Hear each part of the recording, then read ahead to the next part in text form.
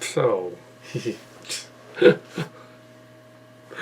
oh boy, this is Calcat, the Calcat's turn. I was just watching recap of Starship Locations recap from May. That was several weeks before we went to Fanime convention, and yeah, so it's happened. Next, the end of August is Silicon. Used to be Comic-Con. It's Silicon now because apparently they broke off from the Apple computer people, and Adam Savage is doing his own thing, and he's like, oh, I have to call it Silicon because Comic-Con basically sued. Said San Jose, you can't call yourself Comic-Con if you're not really Comic-Con. I don't know how they got away with that, though, because the word Comic-Con is kind of... How can they copyright a title idea? They should have just made a deal with Comic-Con and just said, okay, we are Comic-Con. So what's originally Wozniak, he's rich. Apple totally do that, but they didn't. Anyway, so yeah. Nope. So I've been to Fanime. Was in costume at least twice, Star Trek and other things. I was also sort of an Eeyore, and I did the Chewbacca one too, or just the Eeyore. I think I might have done both. I think it was just the Eeyore. Might have done Chewbacca one too. I did a bunch of the stuff. The convention was big, but not as big as it normally is because of post-COVID stuff. They allowed the walk back and forth and all that stuff, and you can look at it on my reviews channel and on the On Location Cat channel as well. We did a movie when we were there, movie version of the whole thing. You can watch that and see what happened at Fanime for details. Yeah. So it never happened. It never came together. Never met anybody beforehand. It was kind of a spur of the moment thing to go to the convention. But Silicon is not a spur of the moment thing. It's already paid for. There's a chance. Very slim. No, there's plenty of real actors there. Star Trek Strange New Worlds ended a very short time ago. And yeah, it was basically Starship Locations. Or it was very close to Strange Worlds in many ways. It's very different in many ways, but very close in other ways. I think ours tended to be more like a spoof of Discovery than theirs was. But there were times that it was like uncanny yet again.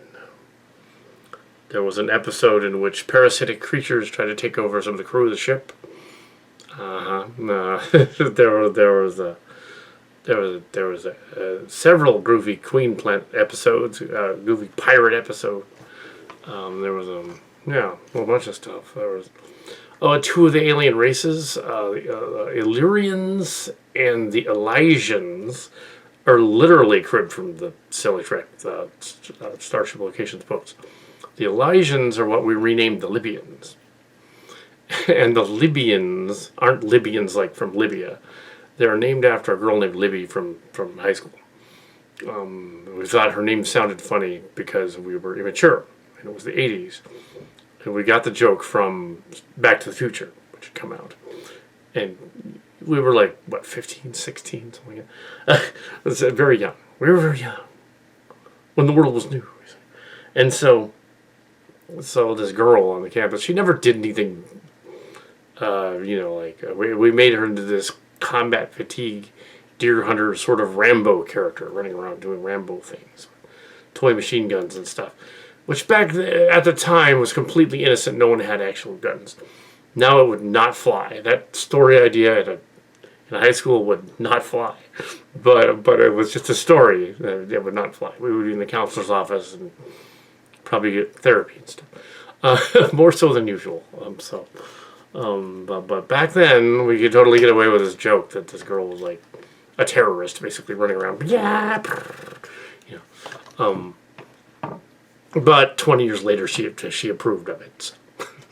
So. That was the gist of that. She said, "Oh, it's fine as long as I could do the Borg Queen once." Yeah, so I could blast you guys one last time, and assimilation, whatever.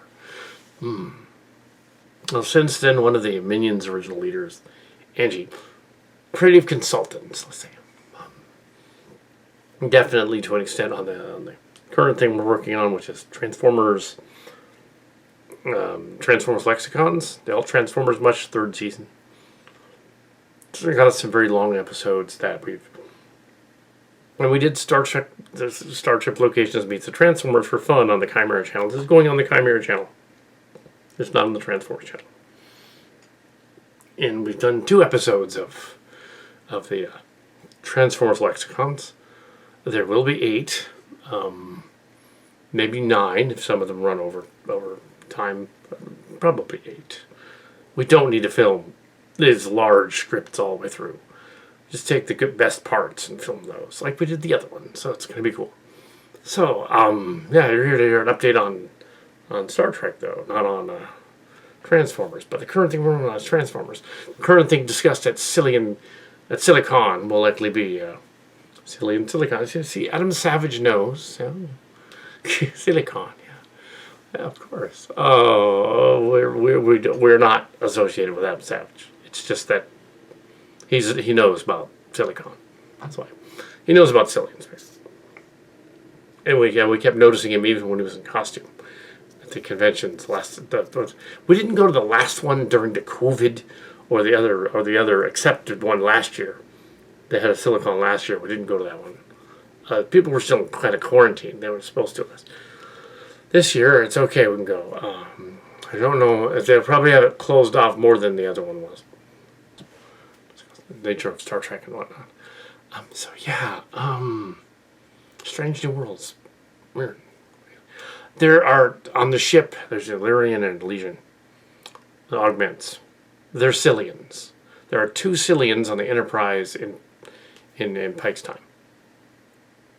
And Pike having the time crystal and doing the time travel thing for the finale, he is also kind of a Cillian.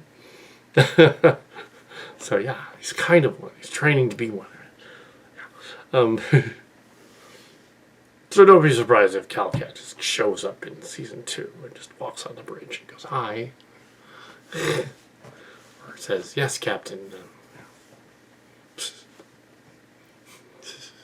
Mr. Cat, get in here and give me a report." I'll be like, "Yes, sir."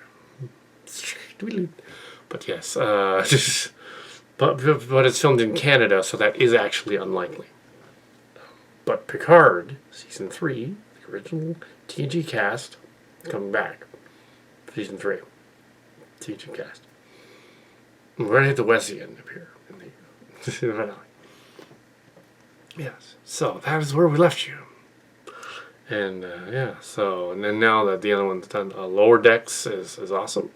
Picard season 2 was not so great, but it was alright. I enjoyed it. It was a parody of itself. If you take it as a parody of itself, and that each individual episode of the 10 episodes was kind of, the resolutions were kind of weird, because millennial writers and ex-gen writers got together and thought, oh, we only need to show the situation. We don't actually need to tell them. Just show it. And, oh, it happened off screen. They'll tell. No, it's the other way around. We told them too much and didn't show them enough. Yeah, so there's a lot of that conflict resolution that just doesn't quite gel. But that's modern movies. All the modern Moon Knight and the Mandalorian and the Book of Boba Fett over there at Disney, same endings. There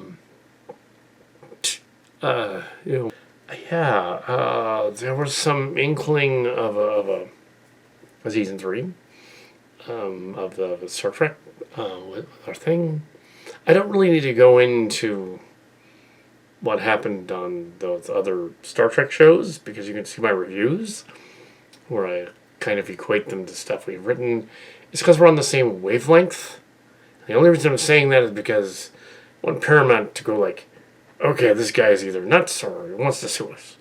And we'll sue him, haha. So I don't want that to happen. So we're just saying it's a coincidence. Yes, it's a coincidence, and we're not showing any of the Star Trek footage online. We're not making any money. We're just putting up fan films and entirely in-house and following all the rules. with action figures or Transformers or whatever.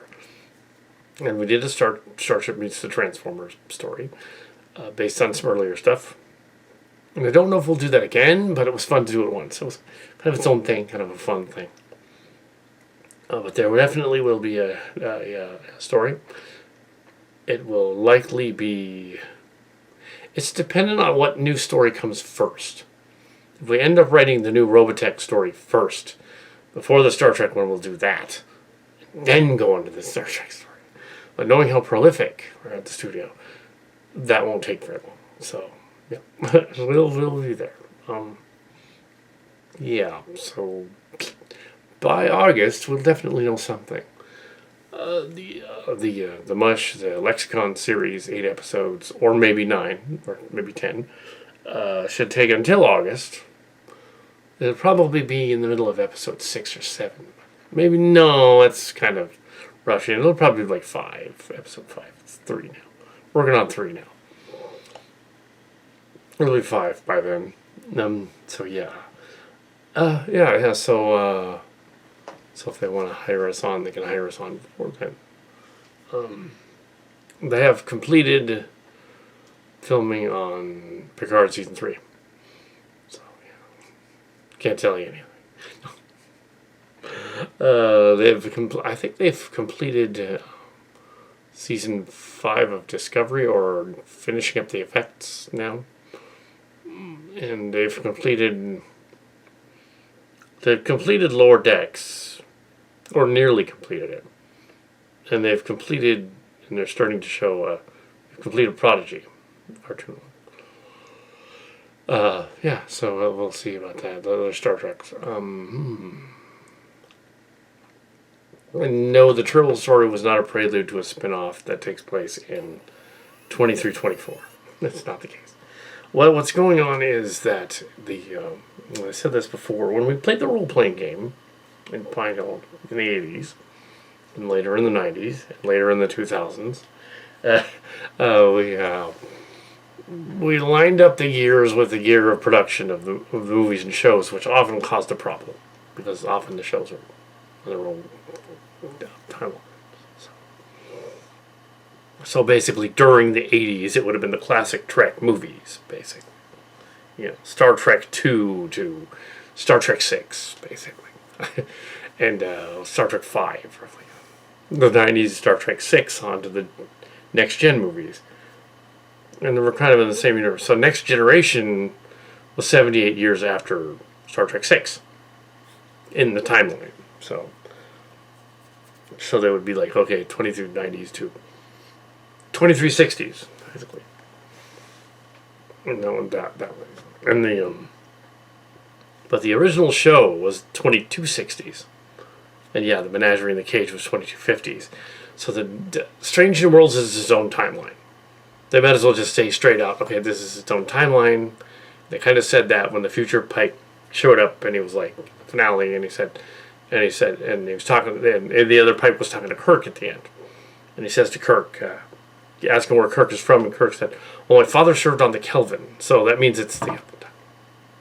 So Discovery and all that others is not the prime timeline at all. It's the Kelvin timeline. It's just a different version of the Kelvin timeline. Yeah.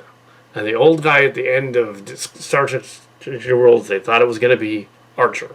No, it was just an older version of Pike. So, no, it wasn't Archer.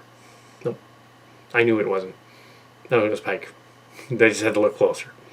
It wasn't Archer. It couldn't be.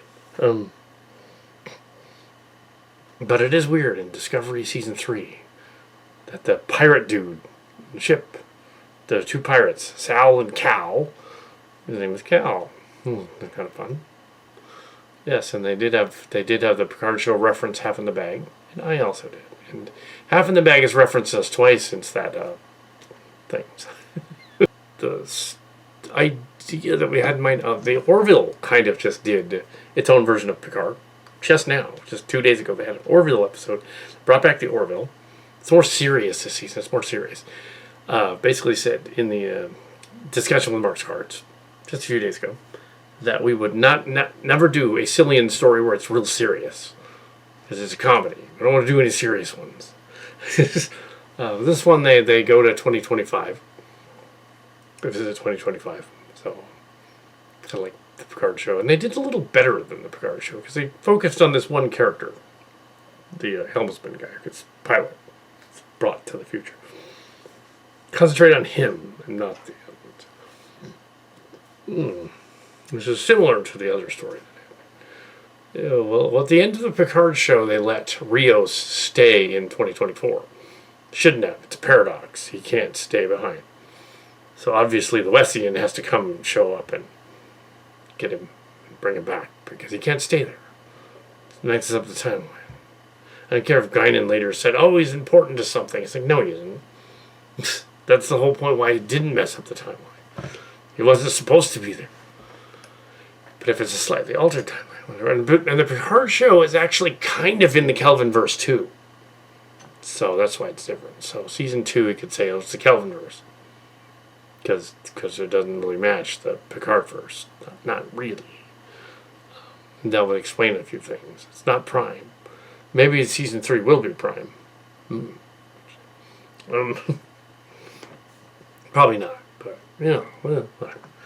And the new show's not going away. So your fans out there that are discussing with the new show, even the Red Letter Media guys going, no, Orange Star Trek is dead. Oh. It isn't really. It's just that modern Trek has to be either like paint by the numbers or drama of the week, or they can't like get it right. It's like I did that slow burn story when I did season 2 of Strange World, Starship Locations, Strange Worlds, and did it about ancient aliens and made it 7 episodes of them, just about an hour long each. 7 episodes, so it's 7 total hours, of the stuff discussing the nature of what an ancient aliens conspiracy is, and why it would be bad to go dig up graves and stuff. Why it would be bad to do this or that and find giants and stuff. And centered around a time travel to the future, to the time of discovery, and then back to 2403. Yeah. 2403. So, look to do the Stardate 0 thing we've already done in storybook form, but I'm not doing that. You could do 2024 visits, 2224 visits, 2404. I'm going to explain that 75-year rift, or 78-year rift between classic Trek and new Trek. Technically now, since we're in 2022, it would technically be in the classic Trek 2322, and in Next Generation it would be just 2400, 2401, roughly. 78 years later. So yeah, it would be, exactly that. So yeah, it'd be the time of Picard show. They went to the wrong. They should have gone to 2022. Yeah. Oh well. So I'm assuming the Chimera and the Emmett Till will be back. Sequel, because we have these wonderful studio models. So of course they'll be back. It's also fun that when we did the Starship Meets the Transformers, we wanted to use the footage that we already filmed of the Bird of Prey model that we had from the other stuff, and none of it was usable in the higher def, so I had to reshoot it. So yeah, virtually all of the Bird of Prey footage in Starship Locations Meets the Transformers, and most of the Till footage is new. I think only the credits sequence with the ships flashing back and forth is old. So we had to reshoot the ship and the Klingon ship. And because we're ex-post group, way back in the day, TNG guys were like, all right, we can't do CGI. It's not possible. So models, lighting in the camera on the ship, or very, very minimal for now, Transformers movies, and we can't just splurge on that kind of thing. So I just keep doing our fan films. I guess, yeah, over there at the Trek Yards, they've been in a couple of fan films since then. Done some effects for some fan films. I don't know them, but they've done some stuff. They have since seen my SDF-1 stuff. I liked it. Yeah, my SDF-1 video. The problem is that they PM'd about the SDF-1 is that all of the canon on the Robotech ship is entirely apocryphal. Even if they used like the FASA books and the other ones, RPG books, they're not consistent. Sometimes they say it's a mile long, sometimes a mile and a half, sometimes 5. They're not consistent, so they don't know how big the ship is. So they kind of can't talk about it if they don't know how big it is. Yeah, I got away with that by saying, okay, the Do You Remember Love ship is bigger than the one from Macross. So, yeah, just name both ships and put them up on the screen. There's ships. There's the other one that they think is bigger. Kind of like what you did with the Bird of Prey. You just shot the Bird of Prey. The Bird of Prey was the Bird of Prey model in Starship and Transformers was from, I believe it was Art Asylum. I think it was Art Asylum model from 10 years ago. And I lost the cat ears at the convention, but they fell off and they're out on the street. Somebody snatched them up. They got lost near the art museum. So I just ordered a new pair of cat ears for the new convention. Just now. Yeah. So the cat ears are gone. Oh no. Anyway, so Star Trek. Just Star Trek. There's some oddities in the Starship Meets the Transformers was the last thing we did, so let's talk about that.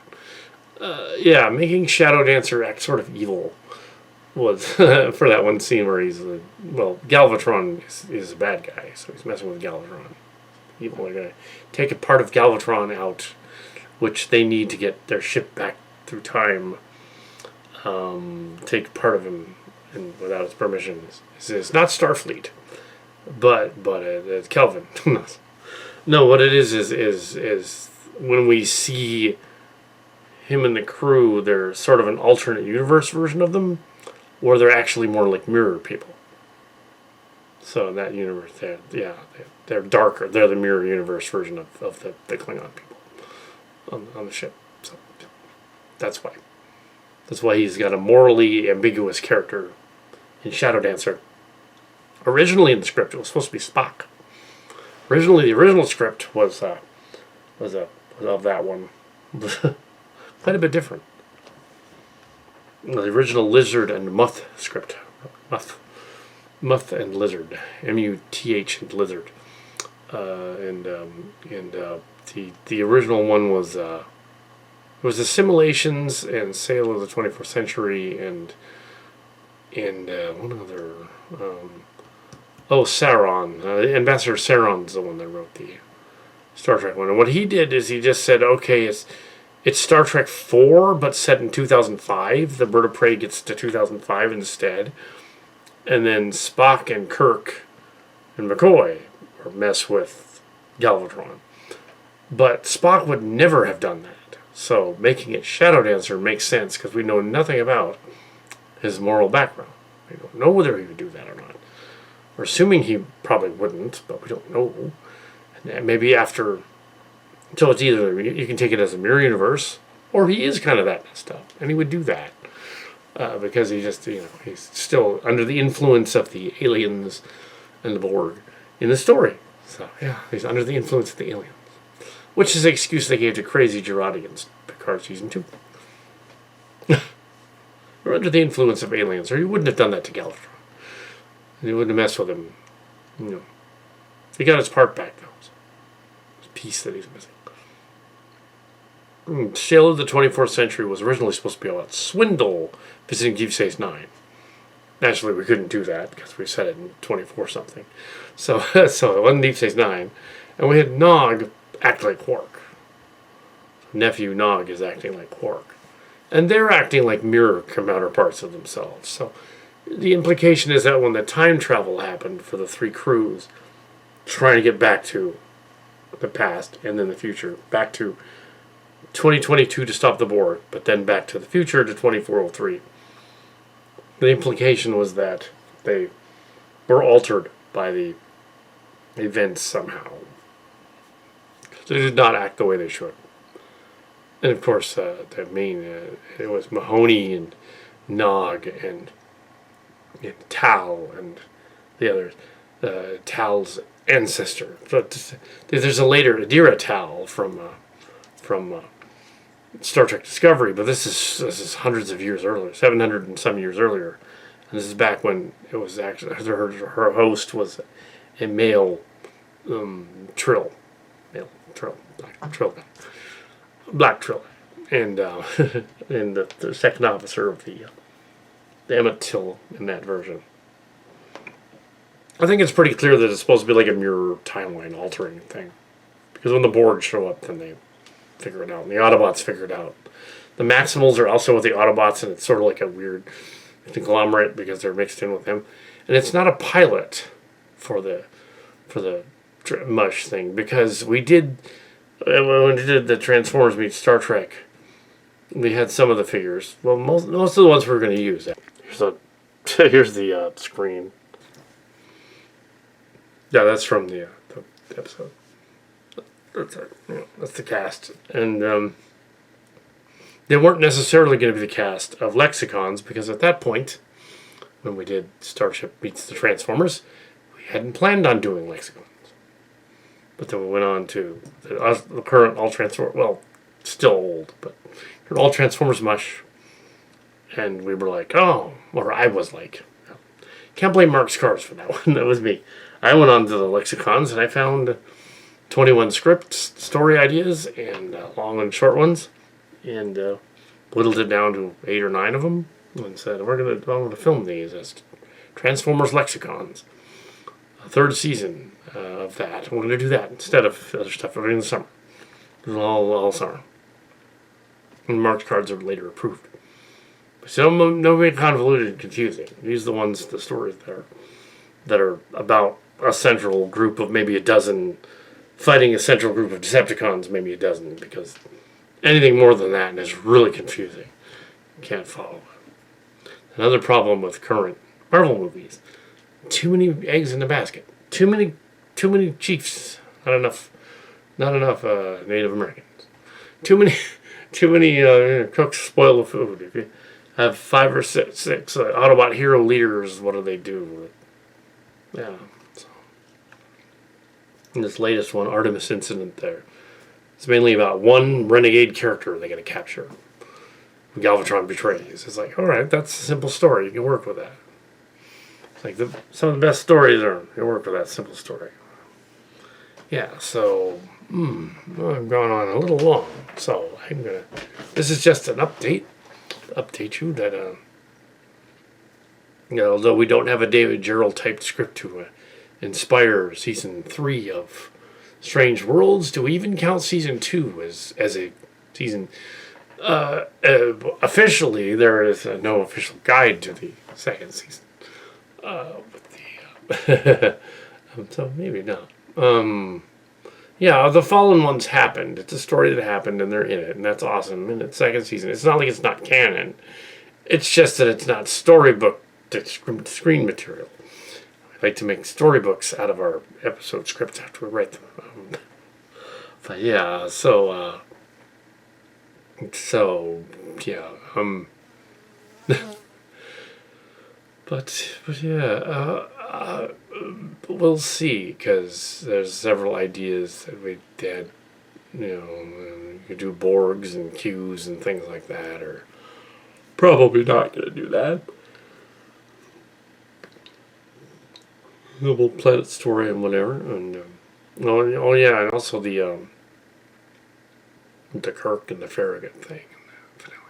Yeah, the season finale of Strange New Worlds, and some episodes scattered throughout Strange New Worlds, and parts of Picard season 2.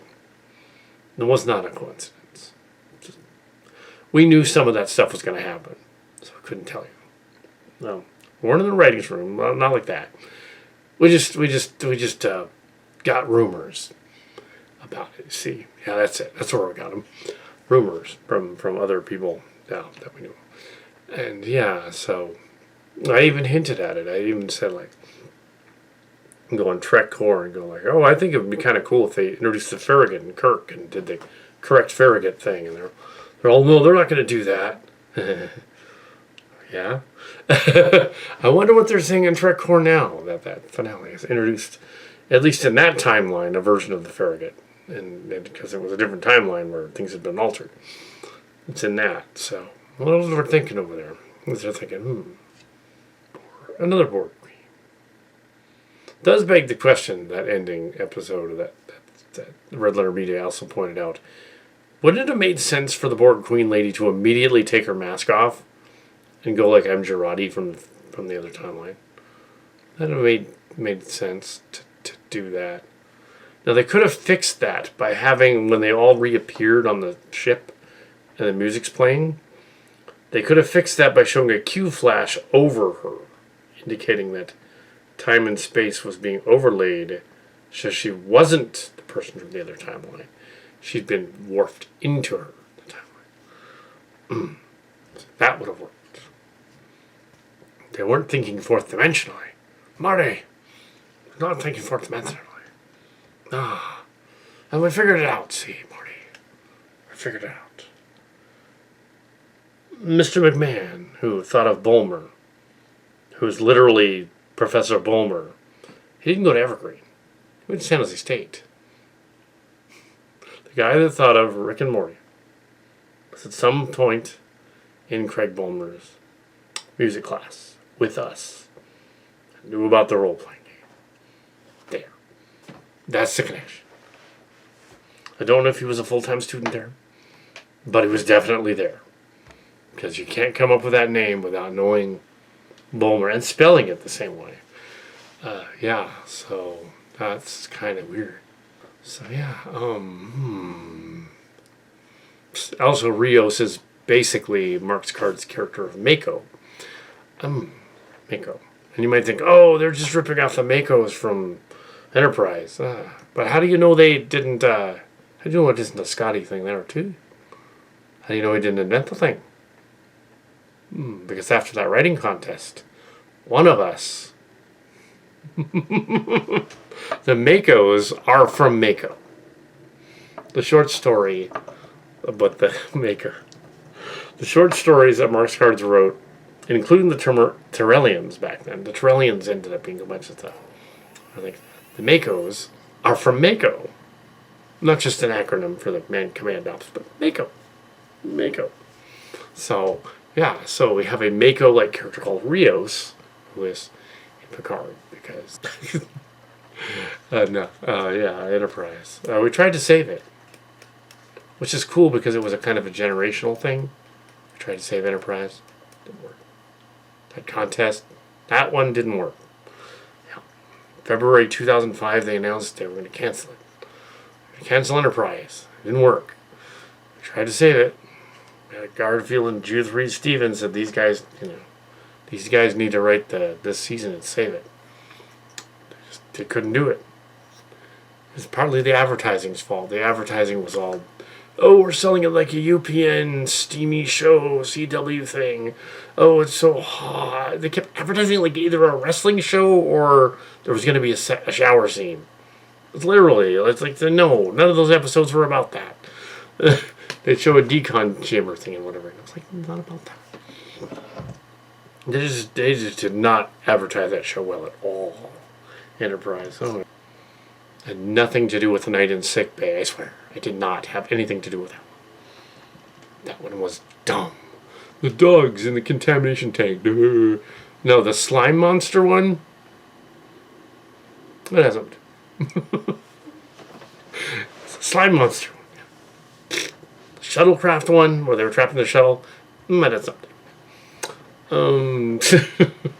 But only indirectly. Only very indirectly. Very indirectly. Early internet, very indirectly. Inspiring people to do things. in our fan films. All the time. And Strange New Worlds steals its title from the Strange New Worlds fan contest, which was in the 90s as well. Fan book writing contest. Now, if you'd written a script for Star Trek, you could only write one script to Strange New Worlds back in the day. The fan film series back in the day. You can't do that now.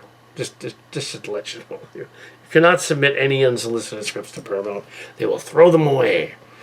They will discard them. You will not get through. You will not get through. Although that one guy that thought he did in 2015 or so.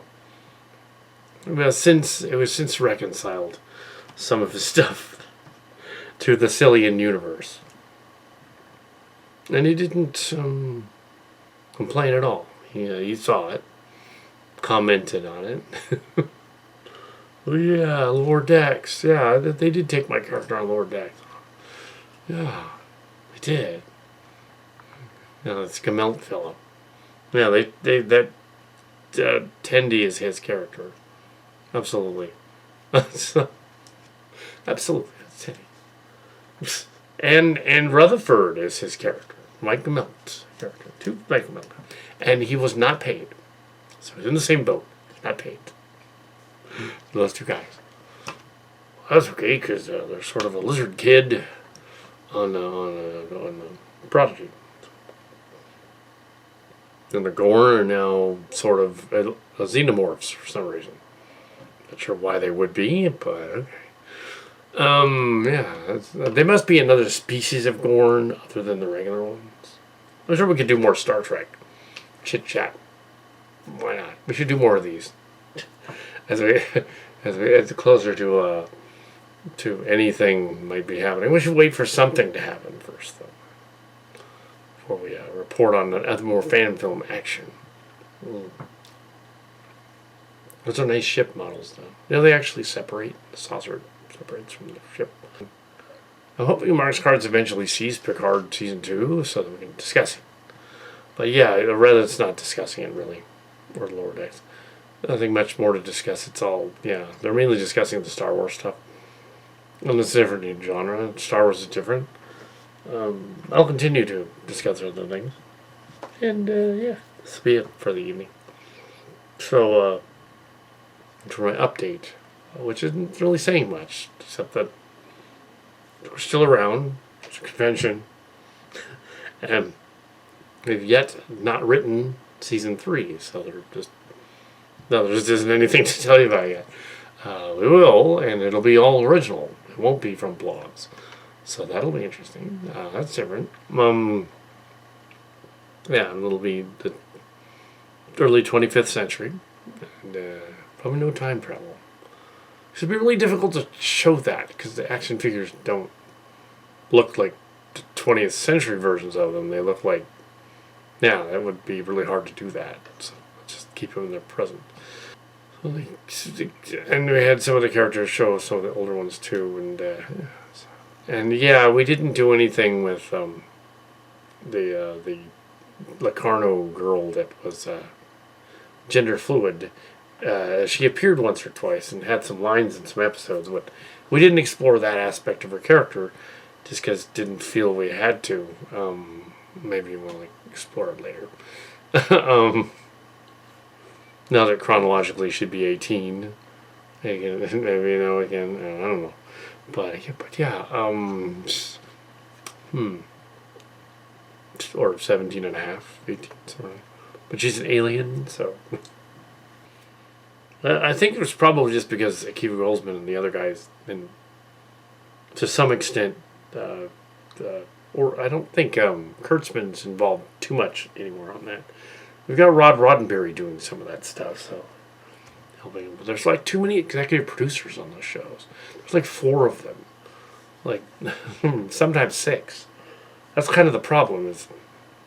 And then they blame the writers, but it's not the writers. No, they're told to do that in the writing room. I've seen these writing room panel things. Some of these later ones during the CW era. And it's a mess. They all go in there, and they all go in the writing room, and they're all. And it's like those internet joke things on the internet. The pitch meeting of They'll do a pitch meeting of a movie and their eyes are all bugged out. It's like a pitch meeting of Thor or a pitch meeting of Ratatouille or something. Their eyes are all bugged out. The pitch meeting is insane. It's like that. It's like they put a bowl of nose candy in front of them and tell them, come up with a story with an alien in it.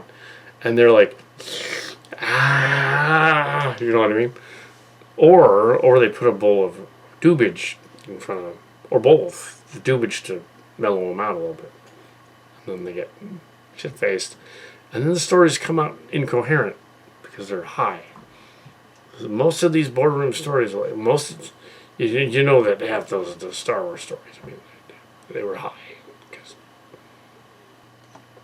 Or to make fun of the new one. Oh, let's have him cook food. The captain cooks food for some reason, just in case he cook. Let's cast his girlfriend as kind of the same looking actress as the first officer, and looks the same person. It's not. It's a different lady. Well, let's get somebody that's a brunette with brown eyes that looks the same. Why did we do that? That's confusing. Not her twin sister. So yeah, she turned out to number one. Una turned out to be a Brazilian or something. Brazilian.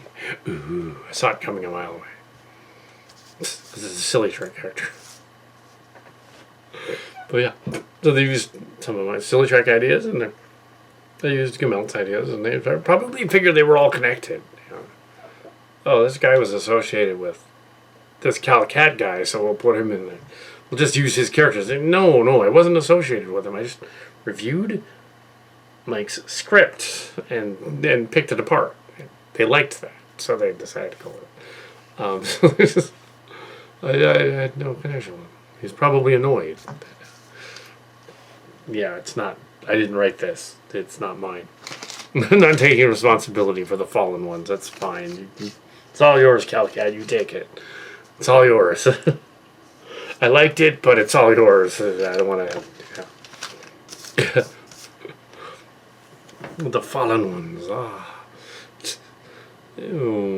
So Ambassador Saron wrote the Galvatron getting captured on the vertebrae one. Somebody named Ambassador Saron. I have no idea who it is. Clearly is some kind of a Lord of the Rings fan. Then we have Muffin Douglas, who wrote Lizard, who wrote Eelis 21st Century, which was the Hound one. Or originally it was Swindle, but we changed it to Hound because I had a Swindle, but I didn't want to use Swindle. I wanted to use the Hound figure was bigger and it made more sense. Larger figure, it made more sense, and it made more sense not to make a Deep Space Nine. This is the Transformers meet Star Trek thing. Yeah, so it made more sense, and so that's what I did. And the third one was the Borg one. They go to the Earth, 2022 Earth, and they try to assimilate it in the same way they did with the Picard show. Except mine was only 30 minutes. You get to sit through Invasion in 30 minutes. Using some footage from some zombie game and some other game in the credits. We're not really influencers of YouTube. We're not. It's just weird coincidences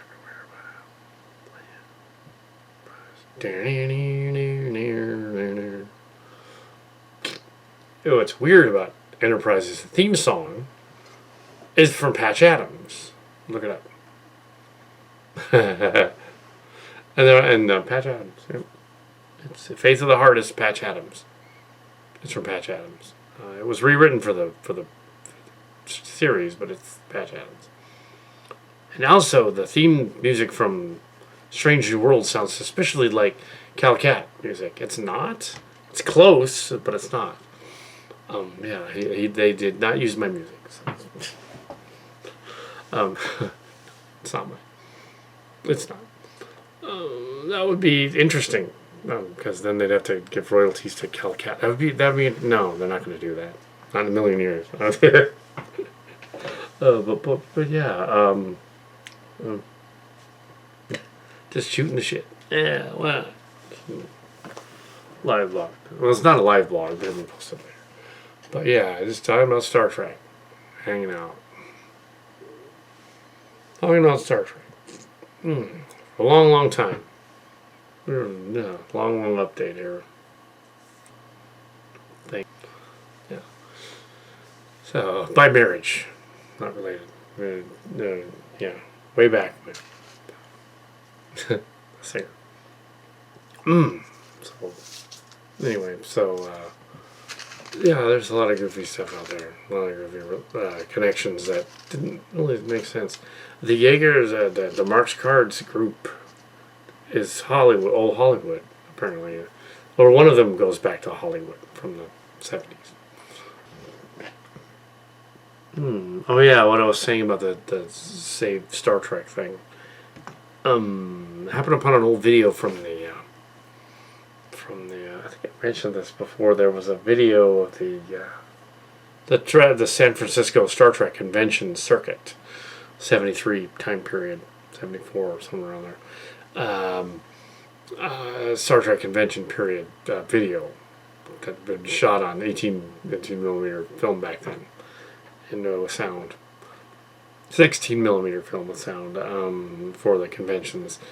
The John Stanley's group back in the day had to tape for the convention of this convention thing.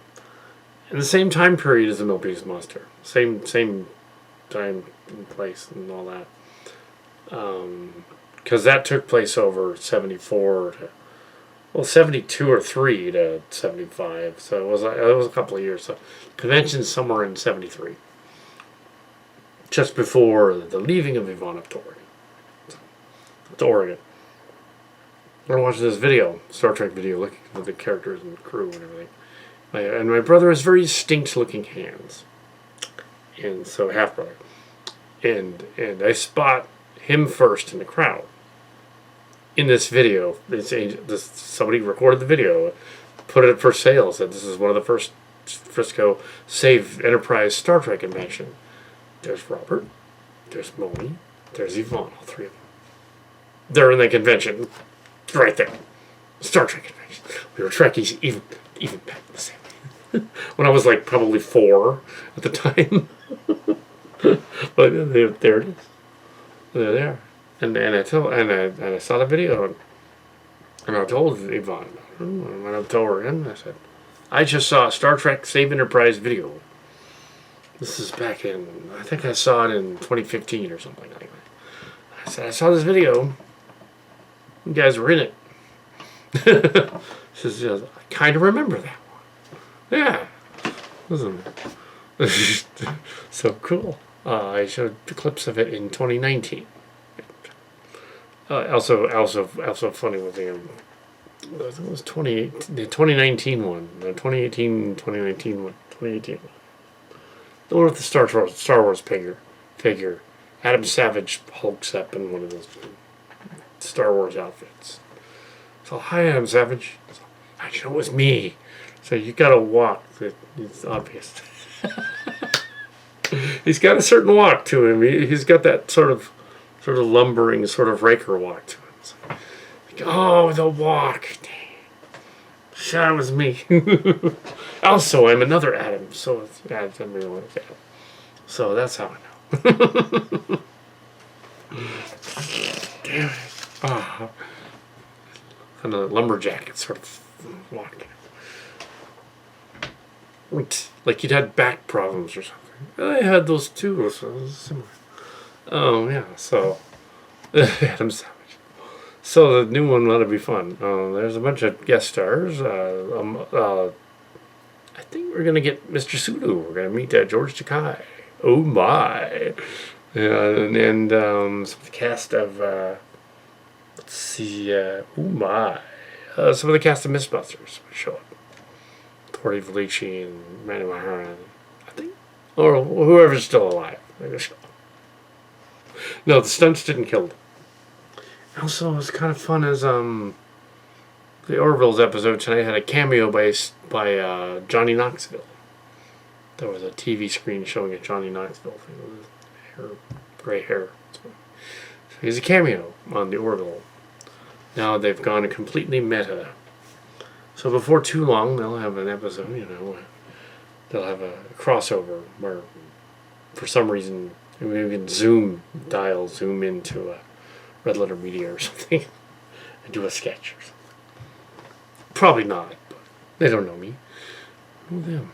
But it'd be funny, because they've already referenced me twice. Especially in the starter.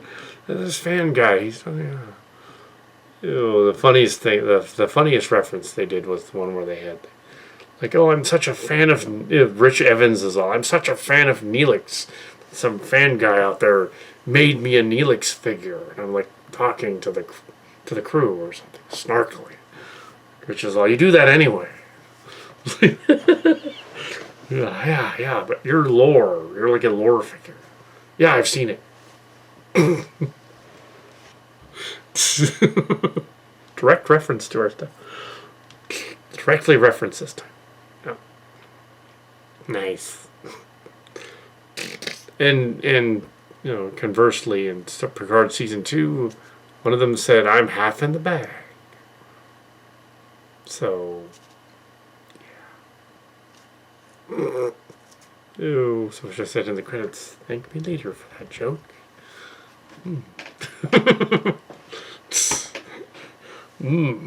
The more they see my fan films, you see, the more they steal my stuff and just put it up on screen.